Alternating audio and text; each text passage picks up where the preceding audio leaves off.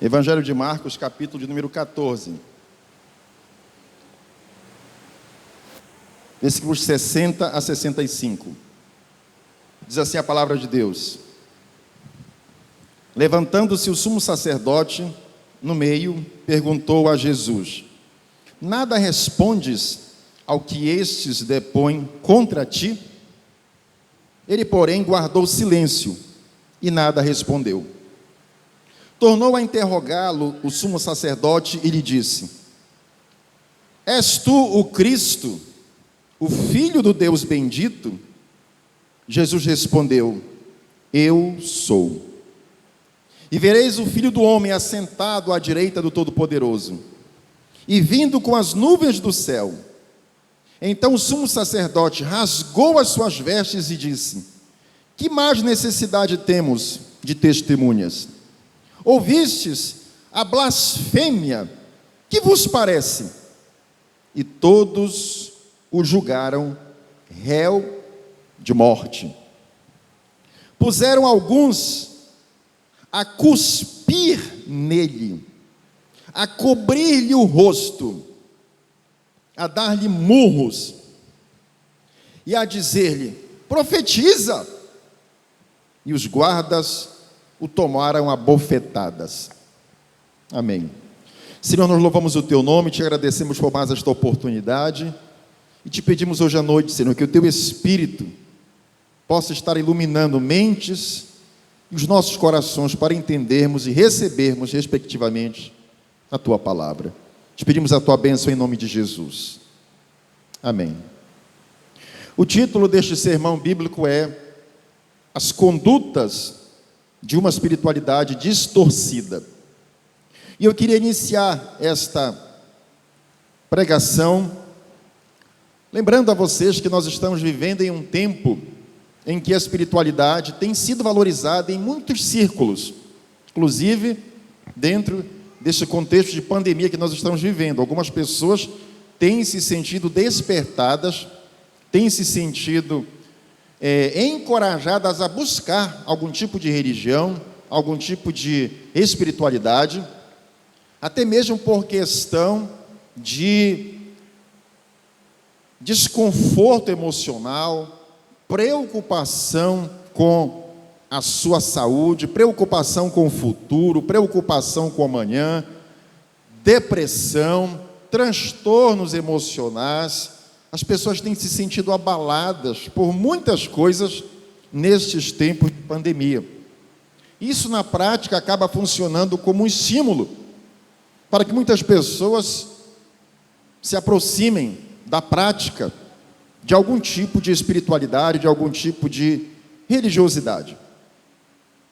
O texto que nós lemos agora, ele também mostra um grupo de religiosos que viviam, que professavam uma espiritualidade bastante religiosa. E a gente percebe, porém, que através do modo como eles trataram Cristo Jesus, apesar deles serem homens que eram liderança religiosa no meio dos judeus, quando você olha com atenção para o contexto bíblico, você vai descobrir que esses homens, apesar de toda esta bagagem religiosa, apesar de toda essa espiritualidade religiosa que professavam no judaísmo, quando você olha com mais atenção, você percebe o quanto eles eram incrédulos e perversos.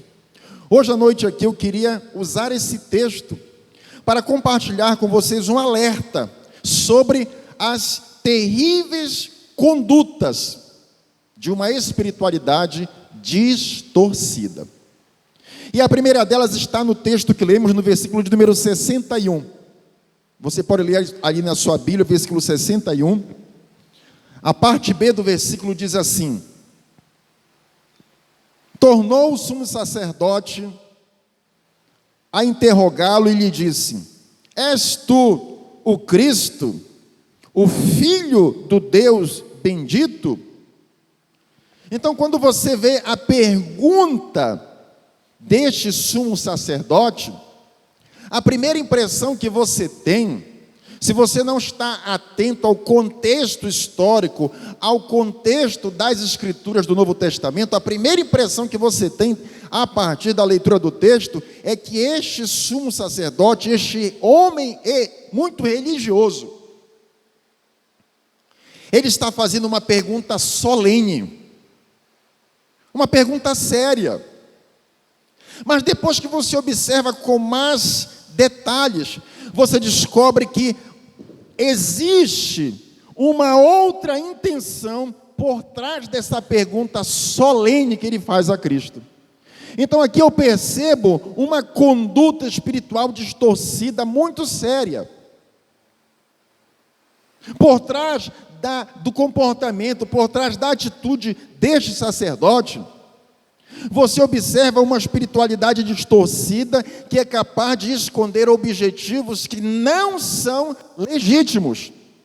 Este sacerdote, ele faz uma pergunta solene a Cristo, mas a intenção dele, na verdade, era outra. Por trás dessa pergunta, por trás dessa indagação, desse questionamento, aparentemente revestido de uma seriedade religiosa, você percebe que o que estava escondido,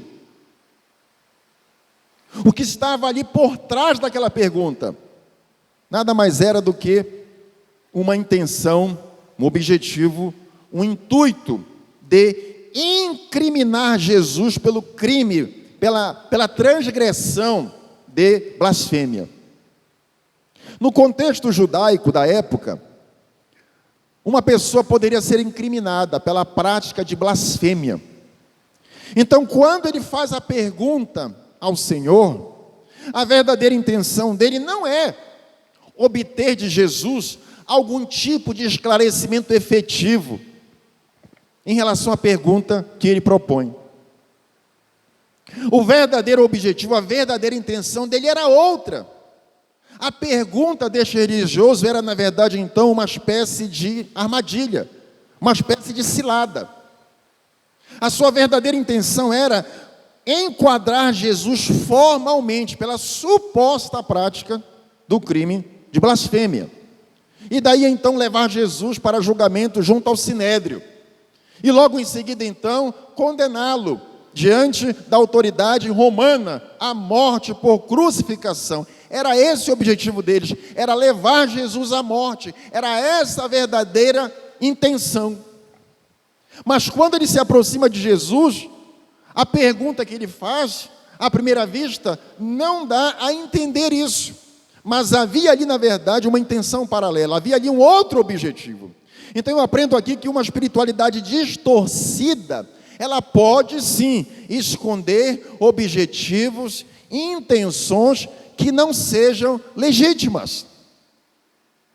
E aí eu lembro de muitas pessoas que, semelhantemente a este sacerdote que estava ali questionando Jesus, inquirindo Jesus, eu lembro aqui de muitas pessoas que estão em busca de algum tipo de religiosidade, estão em busca de algum tipo de igreja, estão se aproximando da prática de algum tipo de espiritualidade, mas não com uma intenção verdadeira de estabelecer algum tipo de relacionamento com Deus.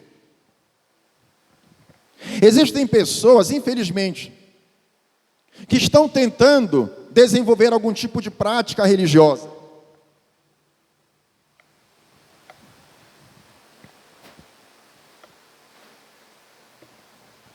Mas a verdadeira intenção dessas pessoas, infelizmente, em muitos casos, é apenas receber uma bênção. É apenas alcançar algum objetivo na sua vida pessoal. É apenas alcançar alguma conquista que elas têm pedido a Deus, que elas têm buscado diante de Deus, como, por exemplo, vitória financeira. Como, por exemplo, cura para um casamento que está doente. Restauração conjugal para um matrimônio que está falido. Libertação daquele filho que está envolvido com as drogas. Pessoas que estão doentes de uma enfermidade, muitas vezes até desenganados já pelo médico. Então existem muitas pessoas que se enquadram nisso. Elas se aproximam de Deus, elas estão desenvolvendo algum tipo de espiritualidade, mas a verdadeira intenção, o verdadeiro objetivo é outro. Elas não estão ali se aproximando da igreja porque elas querem viver um tipo de relacionamento verdadeiro com Deus. Não é isso que elas querem. A verdadeira intenção delas é outra. Esse sacerdote pergunta para Jesus: tu és o Cristo do Deus bendito? Fala, dize para nós. A pergunta é solene, a pergunta é séria, mas por trás dessa pergunta existe uma outra intenção. Ele apenas quer incriminar Jesus, é só isso que ele quer. Ele não tem um verdadeiro interesse de saber quem efetivamente é Jesus. Não é esse o seu propósito, não é esse o seu intuito. Muitas pessoas se aproximam das igrejas e às vezes vêm aos cultos e começam a participar de algum tipo de movimento religioso, mas elas fazem isso às vezes não porque elas desejam estar ali. A intenção delas, o propósito delas é outro. Às vezes elas vêm ao culto, às vezes elas procuram a igreja porque elas são pressionadas pelos parentes. Porque são pressionadas pelos esposos, pelas esposas, pelos filhos, pelos amigos. E quando elas são pressionadas, aí elas vêm para tentar dar uma satisfação, para tentar se livrar do incômodo daquela pessoa que está pressionando, que convida. Infelizmente, essa história tem se repetido. Aconteceu ali com Jesus, envolvendo aquele sumo sacerdote. A intenção dele era outra. Existia uma ideia, uma fachada, uma aparência, mas o verdadeiro propósito era outro, era apenas incriminar Jesus.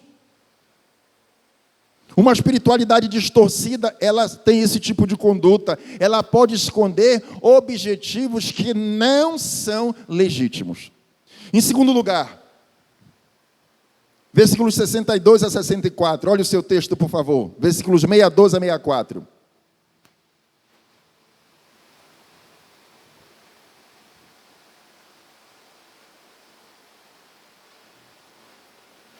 a 64, diz assim o texto: e Jesus respondeu: eu sou. E vereis o Filho do Homem assentado à direita do Todo-Poderoso e vindo com as nuvens do céu. Então o sumo sacerdote rasgou suas vestes e disse: que mais necessidade temos de testemunhas? Ouvistes a blasfêmia, o que vos parece? E todos o julgaram réu de morte. Uma outra conduta terrível que a gente percebe é que uma espiritualidade distorcida é capaz de tratar como mentira a mais gritante verdade. O sumo sacerdote pergunta: tu és o Cristo, o Filho do Deus bendito? Resposta de Jesus está aí no seu texto, olhe na sua Bíblia. Verso 62, Jesus respondeu: eu sou. E se você for ver no grego, no original, Jesus responde ego eimi, ou seja, é uma resposta enfática. Jesus está dizendo que efetivamente Ele é o Cristo de Deus. Ele não deixa dúvidas. Mas eu preciso lembrar a você que quando Jesus diz que Ele é o Cristo, quando Ele confirma que Ele é o Cristo, a reação deste líder religioso é uma reação totalmente contrária à verdade. Porque quando Jesus responde dizendo: eu sou, eu é que sou eu mesmo, eu sou o Cristo, é isso que ele está dizendo. Mas a reação do sacerdote, ela é muito forte, porque ele diz assim, ele rasga as suas vestes, e culturalmente, você sabe, isso representava um grande escândalo. E aí o sacerdote, rasgando as suas vestes, ele grita: que necessidade nós ainda temos de testemunhas? Não precisa nem de testemunhas. Nós estamos vendo aqui, é um flagrante. Esse homem acabou de se condenar, ele acabou de mostrar, não precisamos mais de testemunhas, todo mundo está vendo aqui, ele está afirmando que ele é o Cristo, uma blasfêmia.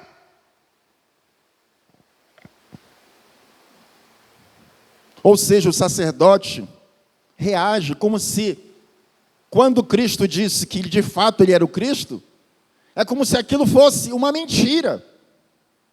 Esse líder religioso, ele estava tão envolvido pela sua espiritualidade, pela sua religião, a sua religiosidade era tão distorcida e envolvente, que ele tratou uma gritante verdade, como se fosse uma mentira. Tu és o Cristo de Deus? Tu és o Cristo do Deus bendito? Sim, eu sou. E ele grita, blasfêmia! Ele não acredita. Ele trata esta verdade grandiosa, esta verdade gritante, ululante, como se fosse uma mentira. E aí eu devo lembrar para vocês outro detalhe muito importante. Quando Jesus responde, confirmando diante do sumo sacerdote que ele é o Cristo, isso não é novidade. A reação dele não procede, porque Jesus já havia confirmado inquestionavelmente diante deles, em muitos outros momentos, que de fato ele era o Cristo. Jesus não apenas tinha declarado isso, mas Jesus tinha deixado provas, Jesus tinha apresentado evidências que confirmavam que realmente ele era o Messias. Imagina você a seguinte cena: um homem está morto há 4 dias, ele morreu há 4 dias, e o seu corpo já está entrando em decomposição, já está fedendo, já está cheirando mal. E Jesus vai à porta da sepultura deste defunto, deste homem que está morto. Seu nome era Lázaro. E Jesus chega na porta daquela sepultura e chama pelo nome o defunto. E ele diz, sai daí, vem para fora. E aquele homem, depois de 4 dias morto, ele ressuscita. Ele ressuscita dentre os mortos, diante do chamado de Jesus. Ao ouvir a voz de Jesus, a ordem de Jesus para que ele saia da sepultura, aquele homem morto há 4 dias ressuscita, ele volta a viver. Um homem cego de nascimento, nasceu cego. Jesus vai lá e toca naquele homem, e aquele homem volta a enxergar. Um homem paralítico, totalmente incapaz de andar, porque seus membros inferiores, suas pernas estavam atrofiadas. Era um paralítico. E Jesus, com a sua palavra, ministra cura sobre aquele homem, e ele fica curado, ele fica são, as suas pernas ficam perfeitas, a sua saúde é restabelecida por completo. Eu citei 3 casos aqui surpreendentes, impactantes, mas a Bíblia relata muitos outros milagres que Jesus fez. E todos esses milagres, esses eventos sobrenaturais, eles apontam, eles testificam que Jesus de fato era o Messias. Então, quando este religioso, este sumo sacerdote pergunta, tu és o Cristo, o Filho do Deus bendito? A pergunta que ele faz não tem sentido. É uma pergunta improcedente, porque Jesus já havia dado várias vezes evidências inquestionáveis de que realmente ele era o Messias. Mas mesmo assim, eles tratam como mentira a declaração de Jesus. Tu és o Cristo? Eu sou. Blasfêmia, blasfêmia. Queridos, muitas pessoas hoje estão agindo como aqueles religiosos. Elas não querem crer, elas se recusam a crer que Jesus é o Messias, que Jesus é o Salvador. Elas continuam buscando a salvação em outras pessoas, em outras figuras. Tal como aqueles judeus religiosos, tal como este sumo sacerdote interrogando Jesus, existem pessoas que se recusam a crer que Jesus é o Messias, que Jesus é o único que pode salvar. Tal como aquele religioso, muitas pessoas hoje não reconhecem, não admitem a identidade messiânica de Cristo, a identidade do Salvador, não reconhecem que Jesus é o Salvador, e elas buscam a salvação através de boas obras, e elas buscam a salvação através de outros personagens, e elas buscam a salvação confiando em méritos pessoais. Elas recusam aceitar, elas recusam crer que Jesus é o Messias, elas recusam crer que Jesus é o Salvador. Essas pessoas se comportam exatamente como este religioso, que perguntou para Cristo: tu és o Messias? Tu és o Cristo? Sim, eu sou. Blasfêmia! Não acreditou. Muitas pessoas fazem a mesma coisa hoje. E quando você procura a salvação através de outros caminhos, caminhos que Deus nunca aprovou, infelizmente, você perde a oportunidade de ter um encontro real com Deus, porque a salvação, ela é através de Cristo somente. Não existe outro caminho. Caminhando para o final, no versículo 65, a parte A, existe algo muito forte. Depois que Jesus faz essa declaração, dizendo que ele de fato é o Cristo, e após a reação do sacerdote, dizendo que aquilo era uma blasfêmia, que Jesus poderia agora ser enquadrado criminalmente, que não precisava mais providenciar nenhuma testemunha, no versículo 65 está registrado por Marcos, o evangelista, que escreveu esse texto, está registrado: puseram-se alguns a cuspir nele. Puseram-se alguns a cuspir nele, a cobrir-lhe o rosto e dar-lhe murros e a dizer-lhe: profetiza. E os guardas começaram também a aplicar-lhe bofetadas.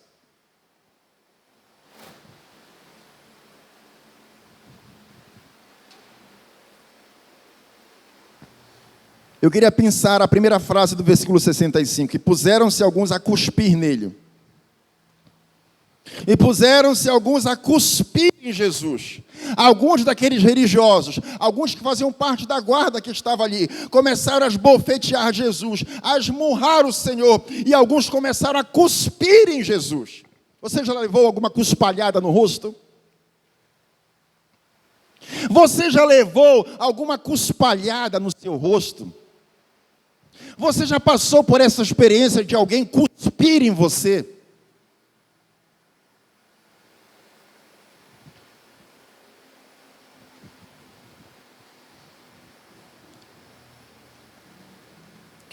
Na cultura judaica, cuspir no rosto de alguém era a manifestação de desrespeito, de desprezo, mais grotesca, mais forte, mais desrespeitosa que se podia executar contra uma pessoa. Cuspir em alguém era um verdadeiro ultraje, era uma maneira grotesca e odiosa de manifestar um insulto contra uma pessoa.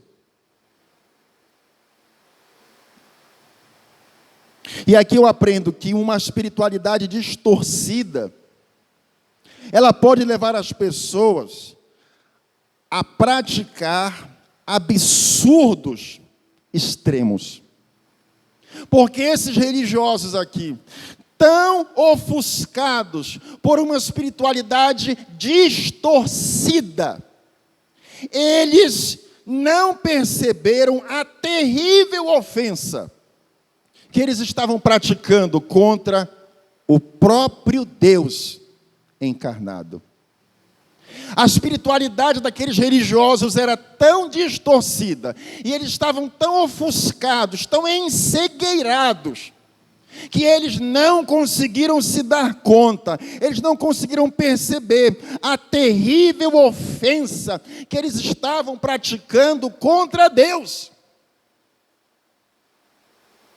Quando eles cuspiram em Cristo, quando eles cuspiram no Senhor,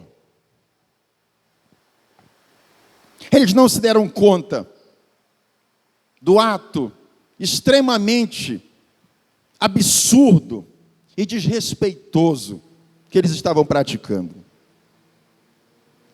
Todavia, eu quero dizer para você que a maior tragédia é a nossa postura hoje, muitas vezes. E eu vou explicar para você o porquê. Os judeus, eles agiram assim com Jesus. E eles condenaram Jesus à morte. E eles levaram Jesus para a crucificação. E eles cuspiram em Jesus. E eles espancaram Jesus. E eles aplicaram bofetadas em Jesus. Eles desrespeitaram o próprio Deus encarnado. Mas sabe de uma coisa? Eles não tinham o mesmo discernimento. Eles não tinham o mesmo conhecimento da revelação de Deus que nós temos hoje. Eles não tinham. E sabe o que acontece?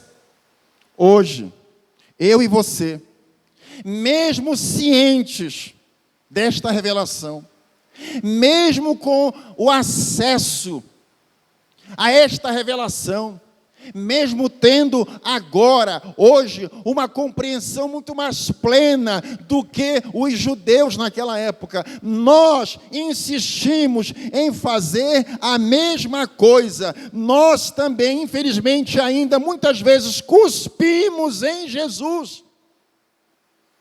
Nós também, muitas vezes, temos feito a mesma coisa. Nós temos dado cuspalhadas em Cristo. Nós temos cuspidos no Senhor. Como fazemos isso? Com as nossas atitudes, com os nossos comportamentos, com o modo como respondemos, como reagimos aos propósitos e desafios que Deus tem para a nossa vida. Nós cuspimos em Cristo muitas vezes, quando preferimos viver a nossa vida não da maneira como Deus quer, mas do nosso jeito, da nossa maneira. Nós cuspimos em Cristo, quando muitas vezes nós nos recusamos a sermos submissos à sua palavra. Nós cuspimos em Cristo, quando muitas vezes nós reagimos de forma melindrosa. Nós somos melindrosos, em vez de sermos firmes na doutrina, em vez de sermos firmes no nosso compromisso com Cristo e com a sua igreja, nós reagimos com melindres. Nós reagimos com mimimis, com vitimismo. Nós não temos coragem, muitas vezes, de assumirmos a nossa culpa, de adotarmos uma postura correta em determinados contextos onde isso é exigido. E nós transferimos a culpa, agimos assim porque fulano nos tratou assim, nos comportamos desse jeito porque ciclano agiu dessa maneira ou daquela outra. Nós cuspimos em Cristo. Nós não somos muito diferentes do que esses religiosos que torturaram Jesus, que esbofetearam, esmurraram Jesus, cuspiram no Senhor. Nós não somos muito diferentes deles. Muitas vezes nós fazemos a mesma coisa, cuspimos em Cristo, com atitudes que não deveríamos mais ter. através de comportamentos que não deveriam mais existir na nossa fé, na nossa conduta cristã.